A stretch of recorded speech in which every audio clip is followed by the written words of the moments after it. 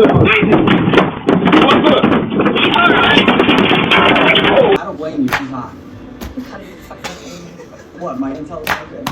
No, it's no good. See, I think it is. Because she confirmed that Madeline Justin.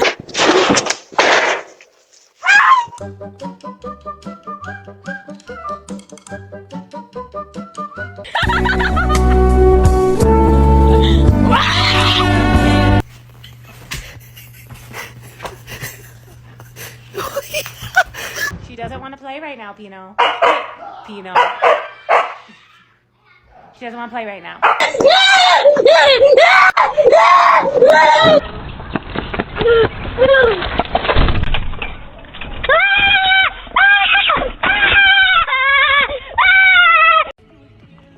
Oh, watch out, kiddo.